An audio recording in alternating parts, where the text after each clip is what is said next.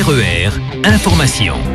Merci d'être à l'écoute de RER. Nous retrouvons tout de suite le journal présenté par Éric Michel. Bonjour. Bonjour à tous. Un drame hier après-midi sur le campus du Moufia. Vers 15h, un étudiant a fait une chute de 10 mètres depuis la fenêtre de son logement. Très vite sur place, les secours n'ont pu rien faire pour sauver le jeune homme qui était déjà en arrêt cardio-respiratoire. Il est décédé quelques minutes après. Une enquête a été ouverte pour déterminer les circonstances de ce drame. Les pompiers sont impuissants actuellement devant l'incendie qui continue de brûler les falaises de la montagne. L'accès est impossible et les vents forts associés à la présence de lignes de haute tension limitent l'intervention de l'hélicoptère bombardier d'eau. Plus de 15 hectares de végétation sont déjà partis en fumée. Garde à vue prolongée pour le couple de la Plaine des Cafres soupçonné de maltraitance sur 3 personnes vulnérables. Selon les dires d'une des victimes qui n'est autre que la mère du mari, le couple leur volait le RSA. Il nie toujours les faits jusqu'à présent. Il sera présenté au parquet dans le courant de cette journée. Jean-Bernard Avanandé et ses complices connaîtront la décision du tribunal le 16 octobre prochain. Ils sont poursuivis pour escroquerie. Entre le 1er septembre 2007 et le 15 janvier 2008, ils ont réussi à voler des chèques de banque, 10 chèques de banque à la BR et se sont achetés entre autres des voitures de luxe. Le préjudice pour la BR s'élève à plus de 1 700 000 €. Le procureur a réclamé notamment 3 ans de prison, dont 2 ans ferme contre Jean-Bernard Avanandé. RER. Huguette Bello et Gilbert Annette, pas contents de la répartition des contrats aidés par le Conseil général. Dans un courrier adressé hier à la présidente du département, les maires de Saint-Paul et de Saint-Denis contestent les critères d'attribution de ces contrats au nombre de 300. Si le critère relatif à la proportion des bénéficiaires du RSA dans chaque commune ne pose pas de problème, en revanche, le Conseil général a décidé d'appliquer un coefficient correcteur pour soutenir prioritairement les petites communes. Ainsi, Saint-Paul voit passer son quota de 35 à 7, Saint-Denis est de 42, la ville n'obtiendra que 8. Huguette Bello et Gilbert Annette demandent à Nassima Dadar de revoir sa copie. Manifestation de parents d'élèves de l'école Jules Ferry hier à la rivière Saint-Louis. Ils dénonçaient l'absence d'un professeur et l'état de l'établissement.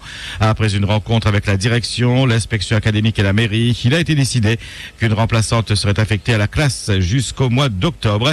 La mairie, elle, de son côté, a promis d'engager rapidement des travaux. Les cours ont repris normalement hier après-midi.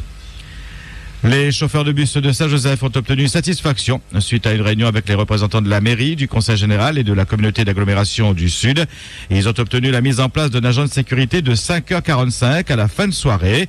Par ailleurs, l'année prochaine, un réseau de vidéosurveillance sera installé à l'intérieur et à l'extérieur de la gare. Des mesures qui font suite à la violente agression de vendredi dernier. Un jeune homme de 17-18 ans avait frappé plusieurs personnes et brisé la vitre d'un car. Recherché depuis vendredi, le jeune homme s'est rendu aux gendarmes hier après-midi. Après son audition, il a été remis en liberté en attendant son procès fixé au 10 janvier de l'année prochaine. Climat apaisé dans le siècle de Mafat. Une rencontre a eu lieu entre le maire de la possession et les habitants d'Horaire et d'Îlette-à-Malheur qui ont manifesté toute la semaine dernière pour réclamer du travail.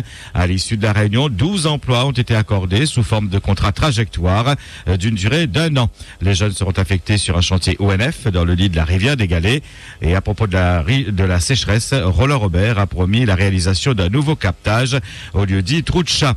Le maire de la possession qui s'est engagé aussi à rendre visite plus souvent aux habitants du cirque.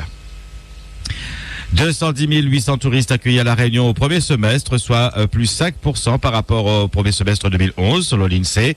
Le tourisme affinitaire augmente de 10%, alors que le tourisme d'agrément diminue de 2%. Le tourisme d'affaires progresse, lui, de 7% et retrouve son niveau de 2010. Les métropolitains constituent toujours la première clientèle et représentent 8 touristes sur 10. Les dépenses des touristes ont augmenté de 3%. Ce sont 153 millions d'euros qui ont été dépensés. RER. L'inspection générale des finances dénonce la gestion des agences de l'État. Dans un rapport publié par le journal Le Parisien lundi, l'IGF estime que les agences de l'État ont une efficacité douteuse, leurs effectifs trop nombreux et leurs coûts trop élevés. Dans le viseur de l'IGF, entre autres, Pôle emploi, Météo France ou encore l'AMF, dans une liste de 1244 agences en 2010. Les effectifs ont augmenté de 6,1% entre 2007 et 2012. Les crédits en 2012 s'élèvent à 50 milliards d'euros euros, soit une augmentation de 15% entre 2007 et 2012. Et dans le rapport, l'inspection générale des finances fustige un phénomène qui s'est développé sans stratégie d'ensemble et se révèle inflationniste en termes de moyens humains et financiers. Elle suggère de piocher 2 milliards d'euros dans les trésoreries excédentaires de ces agences pour alléger la dette de l'État. Une femme en fauteuil roulant, âgée de 39 ans, n'a pas pu accéder au tribunal de Meurthe-et-Moselle, faute de rampe d'accès pour les handicapés, obligeant un juge aux affaires familiales à tenir l'audience dans la rue. Janine a été convoquée la semaine dernière au palais de justice à propos d'un litige relatif à une garde d'enfants pour une audience devant la chambre du conseil qui se déroule normalement à huis clos. J'étais déjà venu il y a 2 ans et je savais qu'il n'y avait pas de rampe d'accès, mais à l'époque on m'avait porté, a-t-elle expliqué à l'AFP. Cette fois, le vigile n'a pas pu le faire car il avait mal au dos. La greffière a essayé de me faire passer par le garage, mais il y a également des marches que je ne peux pas franchir. Faute d'être couvert par une responsabilité civile, les personnels du tribunal n'ont pas pu aider Janine à monter les marches du parvis, a continué de raconter l'avocat. Les pompiers ont été aussi appelés, mais ils ont refusé de venir car ils ont estimé qu'il n'y avait pas d'urgence. Le juge aux affaires familiales a alors proposé que l'audience se déroule dans la rue, devant le palais de justice, en présence des parties et des avocats. Les voitures passaient, les gens venaient sur le parvis fumer leurs cigarettes. C'est aberrant, a déploré Janine, qui affirme n'avoir jamais connu une telle situation dans sa vie quotidienne en fauteuil roulant. La cour d'appel de Nancy a indiqué qu'une opération était en cours pour permettre l'accès des handicapés au bâtiment. Les travaux seraient réalisés bien avant 2015, date butoir qu'impose la loi pour la mise aux normes d'accessibilité des bâtiments publics. Votre question d'actualité aujourd'hui, justement, estimez-vous que les bâtiments publics sont accessibles aux handicapés? Pensez-vous que les handicapés ont la place qui leur revient dans notre société? Respectez-vous les places réservées aux handicapés? Les aménagements dans les villes prennent-ils en compte la situation des handicapés? Vos réponses sur le www.rer.re. Vos réactions et témoignages en direct à 9h, 11h et 17h. RER. C'est le grand jour à Saint-Leu. Plus de 15 000 personnes sont attendues aujourd'hui pour le traditionnel pèlerinage à Notre-Dame de la Salette. Mais depuis 9 jours, les fidèles ont commencé à réciter des prières pour préparer cette commémoration. En 1846, la Vierge Marie était apparue à 2 jeunes bergers, Mélanie et Maximin. 13 ans après, alors qu'une épidémie de choléra sévit à La Réunion, le curé de Saint-Leu fait la promesse de construire une chapelle en l'honneur de Notre-Dame de la Salette si la ville est épargnée. Et le miracle se produit. Aucun habitant de Saint-Leu n'est affecté par le choléra. Le curé tient sa promesse et une chapelle est érigée. Le temps fort aujourd'hui, c'est bien sûr la messe célébrée par l'évêque Gilbert Aubry à 10h. Et en raison de l'affluence attendue, la circulation en centre-ville est modifiée. Des déviations sont mises en place. Une inspection du pont métallique de la rivière des Galets a révélé une faiblesse de la structure et ainsi, par mesure de sécurité et jusqu'à nouvel ordre, la circulation est interdite aux poids lourds de plus de 12 tonnes depuis ce matin 6h. Ces poids lourds sont déviés par l'axe mixte depuis l'échangeur de Cambé jusqu'à celui du Sacré-Cœur.